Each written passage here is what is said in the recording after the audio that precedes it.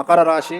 So Makar రాశి వారికి ఇంచుమించుగా కన్యా రాశి వారిలాగానే పరిస్థితులు కనిపిస్తూ ఉన్నాయి. భార్యాభర్తల మధ్యన గొడవలు లేదా భార్యాభర్తల మధ్యలో ఒకరికి ఆరోగ్యపరమైన ఇబ్బందులు మినహా మకర రాశి వారికి పూర్తి అనుకూలంగా ఉంది. ఈ సంవత్సరం మకర రాశి వారిలో రాజకీయ రంగంలో ఉండే వారికి చాలా పాజిటివ్గా ఉంది. రైతులకు పాజిటివ్గా ఉంది. విద్యార్థులకు, ఉద్యోగస్తులకు, స్త్రీలకు చాలా అనుకూలంగా ఉండబోతా ఉంది. ప్రైవేటు రంగంలో ఉండేటువంటి ఉద్యోగస్తులకు ప్రమోషన్లు, బదిలీలు, ఎక్కువ జీతంతో ఉద్యోగ మార్పు కనిపిస్తూ ఉంది.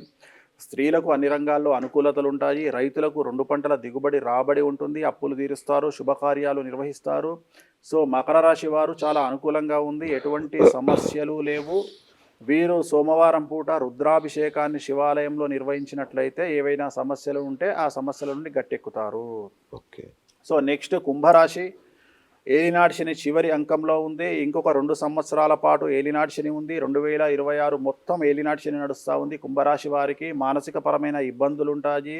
ఆడవారికైతే మానసికపరమైన ఇబ్బందులు లేదా గర్భసంచికి సంబంధించిన ఇబ్బందులు, పీసీఓడి లాంటి సమస్యలు, హార్మోనల్ ఇన్బ్యాలెన్స్ లాంటి సమస్యలు ఉంటాయి.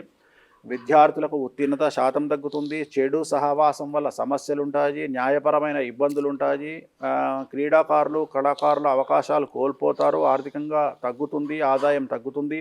రాజకీయ రంగంలో ఉండేవారికి విశేషమైనటువంటి సమస్యలు ఉండేటువంటి అవకాశం ఉంది. ఎంత ఖర్చు పెట్టినా ఓటమి మిమ్మల్ని ఎత్తుకుంటూ రావచ్చు.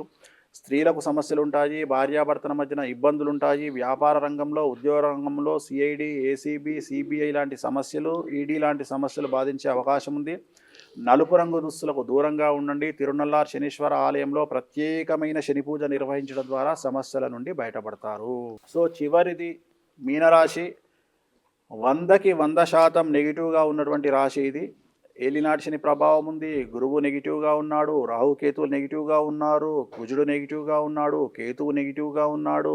సో మిమ్మల్ని భయపెట్టాలనే ఉద్దేశం కాదు, మీరు జాగ్రత్తగా ఉంటారనే ఉద్దేశంతో చెప్తున్నాను. వాహన ప్రమాదాలు ఉంటాయి. న్యాయపరమైన ఇబ్బందులు ఉంటాయి. భార్యాభర్తల మధ్యన గొడవలు ఉంటాయి. ఈడీ కేసులు, సిబిఐ, సిఐడి లాంటి కేసులు ఉంటాయి. మీ స్థాయిని బట్టి మీకు పెను సంచలనాలు, పెను సమస్యలు ఉండేటువంటి అవకాశం ఉంది. ముఖ్యంగా ఆర్థికంగా రాబడి తగ్గేటువంటి అవకాశం ఉంది. కుటుంబంలో ఉంటే మగవాళ్లకు సమస్యలు, ఆడవారు మాత్రమే సంపాదించే అవకాశం కనిపిస్తూ ఉంది. కాబట్టి ఆడవారి మీద డిపెండ్ అవ్వడానికి మానసికంగా సిద్ధపడండి.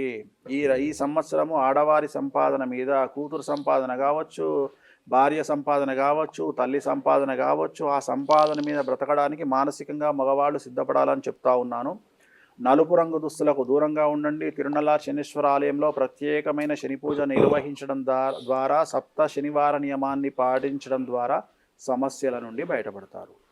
గురుగారు, ఈ సంవత్సరానికి అధిపతి గురువు కదా, గురు దోషాలకి ఏం లేదా? అంటే గురు దోషాలు ఉండవు. గురువు మంచివాడే, కానీ కమాండర్ కేతువు అంటే గురువు రాజు వేరు, ఇక్కడ నడిపించేవాడు వేరు. ఓకే. సో ఆ సమయంలో లగ్నాన్ని కనుక తీసుకుంటే, ఈ సంవత్సరం పరాభవన సంవత్సరానికి లగ్నాధిపతిని తీసుకుంటే కేతు అవుతున్నాడు కాబట్టి గురువు అనేటువంటిది రాజు అవుతున్నాడు.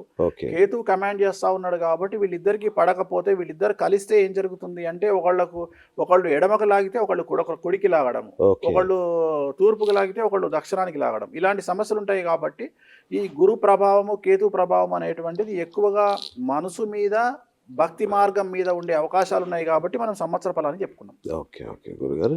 అయితే ఇంకొకటి చాలా చివరిగా, రేవంత్ రెడ్డి గారు ఈ మధ్య మాట్లాడుతూ కేసీఆర్ అని ఆయన రాజకీయాల్లో లేడు, ఇప్పుడు ఆయన గురించి నేను మాట్లాడను అంటారు. ఏం జరుగుతుంది? జరిగేది ఏం లేదు. ఇప్పుడు కేసీఆర్ లాంటి మనిషి మాట్లాడినా సంచలనమే, మాట్లాడకపోయినా సంచలనమే. అవును. సో జనరల్గా నాకున్న అవగాహన ప్రకారం కేసీఆర్ గారు జాతకాన్ని చూసుకుంటారు కాబట్టి 2026 మే తర్వాత ఆయన మళ్ళీ రాజకీయాల్లోకి యాక్టివ్ అవుతారని నేను అనుకుంటున్నాను.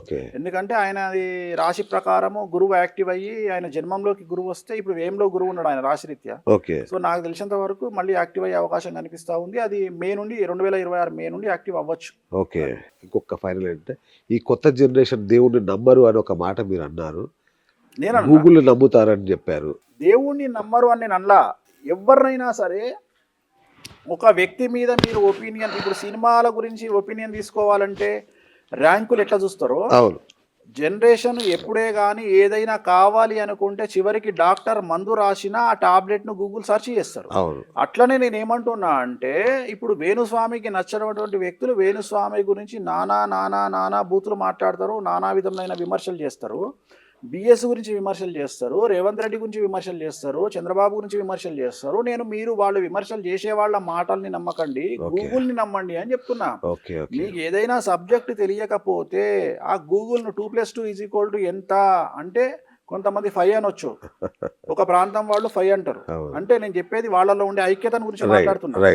సో మీకు అది తెలవాలి అంటే గూగుల్ చేయండి, వామాచారం అంటే గూగుల్ చేయండి, కెమెరాలో మీకు ఏదైనా ఇన్ఫర్మేషన్ కావాలి గూగుల్ చేయండి.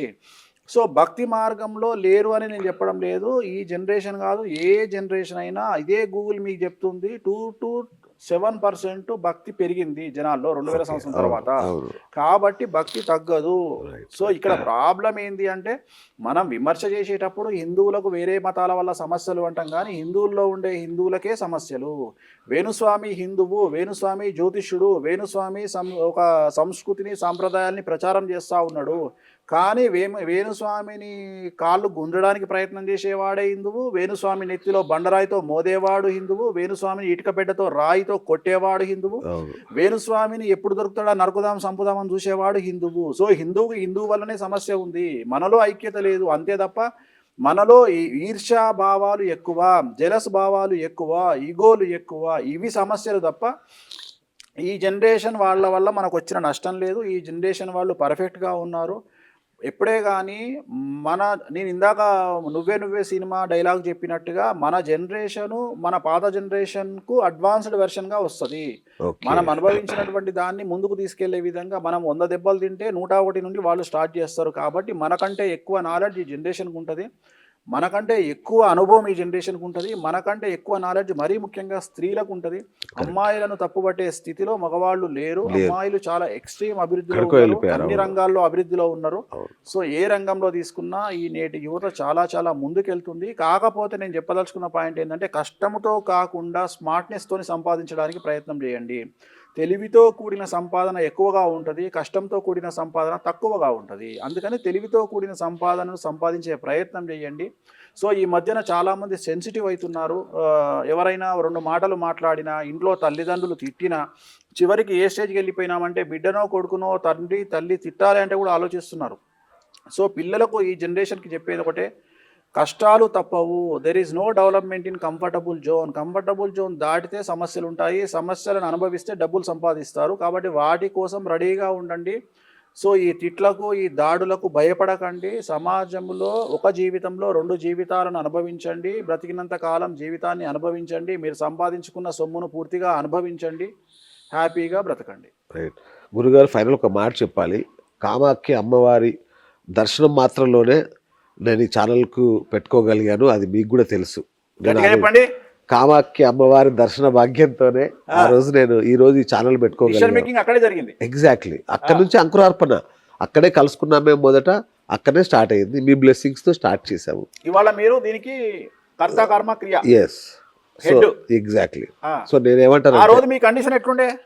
ఘోరంగా ఉండే. సో నేను ఏమనుకుంటా అంటే మళ్ళొక్కసారి, ఎందుకంటే ఎవరైతే మిమ్మల్ని అవమానించాడో వాళ్ళు కూడా రెడీగా ఉన్నారు మీ గురించి మళ్ళీ మంచిగా చెప్పడానికి. వీలైతే మళ్ళొక్కసారి అక్కడికి వెళ్ళి, కామాఖ్యకి వెళ్ళి, ఇక్కడ బళ్ళు జరుగుతున్నాయి అనేలాగా నిరూపిద్దామని, కళ్ళు తెరిపిద్దామనేది నాకు ఒక ఆలోచన, కోరిక. అది తీరుస్తే మనం తప్పకుండా అమ్మవారు మాట్లాడిస్తుందేమో తప్పకుండా కదా. థ్యాంక్ యూ గురుగారు, థ్యాంక్ యూ. వెళ్దాం. సో కామాఖ్యలో బలులు జరుగుతాయి. వేణుస్వామి గారు ఏం చెప్పారో అది ఖచ్చితంగా అక్కడ జరుగుతోంది. మీరు ఎవరెవరో చెప్పే కాంట్రవర్సీ కామెంట్స్ నమ్మాల్సిన అవసరం లేదు. దశమహాబలులు అనేవి అక్కడ ఉన్నాయి. అద్భుతమైన క్షేత్రం అది. ఆ క్షేత్ర మహిమ నేను చెప్తున్నాను, నేను అనుభవించాను కాబట్టి. సో రండి, మీరు కూడా ఒకసారి చూద్దాం. ఈసారి ఇంటర్వ్యూలో మీకు మరిన్ని వివరాలు తెలియజేసే ప్రయత్నం చేస్తాను. థ్యాంక్ యూ గురుగారు. So thank you. ఓం నమో వెంకటేశాయ. ఇది ఇవాళ బిఎస్ టాక్ షో. నేను మీ బిఎస్ సైనింగ్ ఆఫ్.